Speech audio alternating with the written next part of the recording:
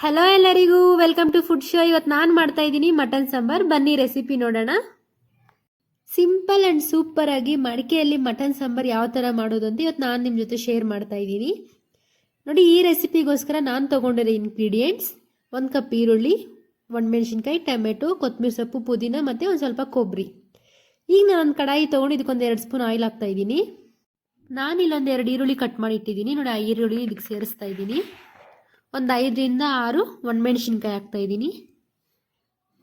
ಒಂದು 3 ಟೊಮೆಟೊನ ಕಟ್ ಮಾಡಿ ಇದರಲ್ಲಿ ಹಾಕ್ತಾ ಇದ್ದೀನಿ. ನೋಡಿ, ಈಗ 1 ಕಪ್ ಆಗೋಷ್ಟು ಪುದೀನ ಮತ್ತು 1 ಕಪ್ಪು ಕೊತ್ತಂಬರಿ ಸೊಪ್ಪು ಇದಕ್ಕೆ ಸೇರಿಸ್ತಾ ಇದ್ದೀನಿ. ಈಗ ಇದೆಲ್ಲ ಫ್ರೈ ಮಾಡ್ಕೊತೀನಿ. ಇದೆಲ್ಲ ಒಂದು 2 ಮಿನಿಟ್ಸ್ ಆದರೂ ಫ್ರೈ ಮಾಡ್ಕೋಬೇಕು. ನೋಡಿ, ಈ ಥರ ಚೆನ್ನಾಗಿ ಫ್ರೈ ಆದಮೇಲೆ ಸ್ವಲ್ಪ ತಣ್ಣಗೆ ಆಗೋದಕ್ಕೆ ಬಿಟ್ಟು ಈಗ ಮಿಕ್ಸಿ ಜಾರ್ ತೊಗೊಂಡು ಇದೆಲ್ಲ ಮಿಕ್ಸಿ ಜಾರ್ಗೆ ಹಾಕ್ತಾ ಇದ್ದೀನಿ. ಫಸ್ಟೇ ಕಟ್ ಮಾಡಿ ಇಟ್ಕೊಂಡಿರೋ ಕೊಬ್ಬರಿನೂ ಈಗ ಇದಕ್ಕೆ ಸೇರಿಸ್ತಾ ಇದ್ದೀನಿ. ಒಂದು ಸ್ವಲ್ಪ ಚಕ್ಕೆ ಮತ್ತು ಲವಂಗನೂ ಇದಕ್ಕೆ ಹಾಕ್ತಾ ಇದ್ದೀನಿ.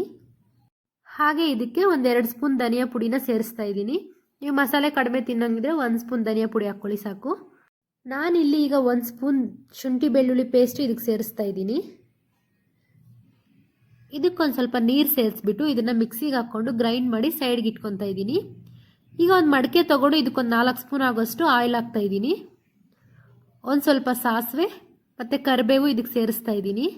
ಹಾಗೆ ಕಟ್ ಮಾಡಿ ಇಟ್ಟಿರೋ 1 ಕಪ್ ಈರುಳ್ಳಿನೂ ಇದಕ್ಕೆ ಸೇರಿಸ್ತಾ ಇದ್ದೀನಿ. ಈಗ ನೋಡಿ, ಇದೆಲ್ಲ ಫ್ರೈ ಮಾಡ್ಕೊತಾ ಇದ್ದೀನಿ. ನಾನಿಲ್ಲಿ 1 kg ಮಟನ್ ತೊಗೊಂಡಿದ್ದೀನಿ. ಇದನ್ನು ವಾಶ್ ಮಾಡಿ ಲೈಟಾಗಿ ಬಾಯ್ಲ್ ಮಾಡಿದ್ದೆ. ಈಗ ಅದನ್ನೆಲ್ಲ ಇದಕ್ಕೆ ಸೇರಿಸ್ತಾ ಇದ್ದೀನಿ.